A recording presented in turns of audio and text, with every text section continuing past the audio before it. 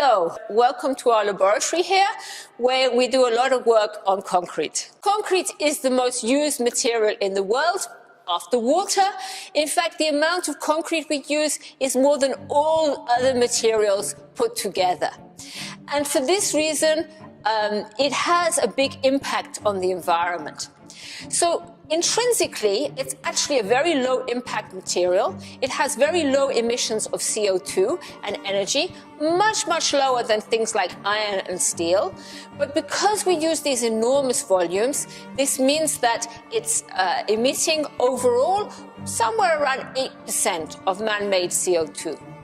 Now, this is an essential material for infrastructure, to house people, to build roads and bridges. So we can't do without it. We can't replace it with other materials. We have to make it better. And of course, making it better, this is a very important component of reaching the Sustainable Development Goals. Of course, CO2 doesn't stay where it's produced. It's coming everywhere. So our glaciers are melting here in Switzerland due to CO2 produced in China and India. And if we want to have an impact, then we have to work on things that can be done in other countries as well as Switzerland. So we must think on a worldwide basis and not just focus on our own little corner.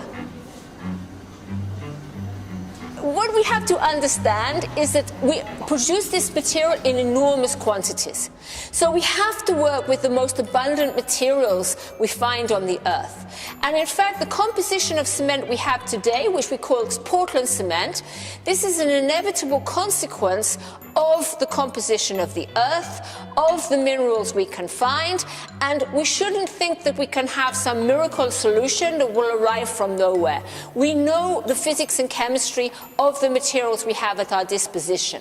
What's this sample you have in here? Okay. And is he nearly finished, or has he got more and more to do? No, he has more to do. Oh dear. Okay, so what we can do a lot. And the best and most realistic thing to do is to replace part of this Portland cement we produce in this very high temperature process with other materials which have some properties. The problem is the amounts of these materials we have available is really quite small relative to the amount of cement we produce. It's only about 15% overall. So to go further, we have to find new materials we can use as well as this slag and fly ash. And the amounts of fly ash, for example, this will decrease because the first thing we have to do to reduce CO2 is to stop burning coal. So how's it going here with the concrete? We've realized that we can take clays, we can calcine them, that's to say we heat them to about 800 degrees, much lower temperature than to produce Portland cement. And then when we make a combination of these calcined clays with limestone, limestone is a material with almost no CO2 emissions, then we can get very high levels of substitution, but still have the same properties we have with the reference Portland cement. This combination we have of calcined clay, limestone and cement, we call LC3. LC3 stands for limestone, calcined clay, cement. But here we can have properties which really are matching that of 100% cement with 30% less CO2 emissions.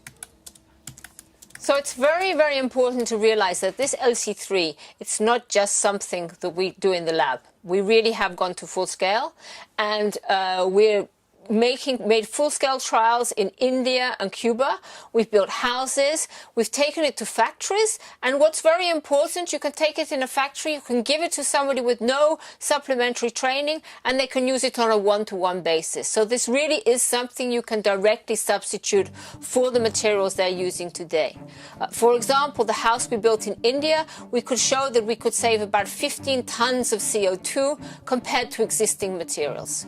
So we have something here which is, it works very well, has brilliant properties, it's even cheaper to produce. You can have the resources you need especially in the places where the demand is going up, and you can produce with existing equipment. So you can ask, well, why isn't everybody doing this? Well, it's really a question of time. You know, people are focused on the day-to-day. First of all, we have to make sure people know about it. We have to go to their countries, because people from Ethiopia, for example, are not going to come to Switzerland to hear about this. We have to go there, we have to explain, and then we have to help them to see, are the clays suitable? What is the best combination for their local materials? Questions like this. This is really what we're doing in the LC3 project, which is supported by the Swiss government through the SDC, the Swiss Agency for Development and Cooperation. So the global impact of this technology really cannot be underestimated. Here we have one single technology which can be implemented today, which can really save at least 1% of world CO2.